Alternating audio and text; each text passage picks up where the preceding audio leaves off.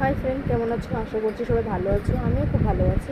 আজকে টিফিন আমি কি বানাতে চলেছি চলো আপনাদেরকে দেখাই। এখানে দেখছেন তেল গরম হয়ে গেছে, আর এই যে এখানে এই মটর সেদ্ধ আগেই করে নিয়েছি, বেশি সেদ্ধ করিনি, হালকা সেদ্ধ করছি যাতে ফেটে ফেটে না যায়।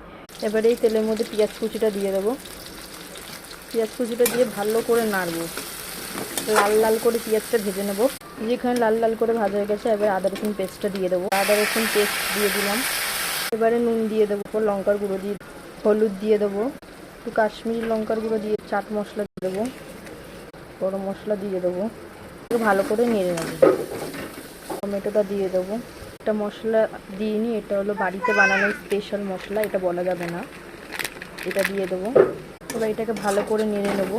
মধ্যে হালকা একটু জল দিয়ে দেবো, দিয়ে এবার এটাকে ঢাকা দিয়ে পেঁয়াজ আর টমেটোটাকে গলতে দেবো। দেখছেন পেঁয়াজটা পুরো গলে গেছে। সেদ্ধ করে আলুটা দিয়ে দেবো। এই যে সেদ্ধ করে আলুটা দিয়ে দিচ্ছি। যেখানে সেদ্ধ করে আলুটা দিয়ে দিচ্ছি, এটাকে ভালো করে একটু কষিয়ে তারপর মটরটা দিয়ে দেবো। এখন একটু ঢাকা দিয়ে রাখবো। এবার মটরটা দিয়ে দেবো।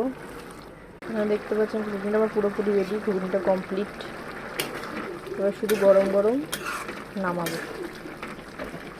দেখছেন হয়ে গেছে। এবার এটা নামিয়ে পেঁয়াজ আর টক দিয়ে সার্ভ করে দেবো। পেঁয়াজ আর টক দিয়ে দেবো।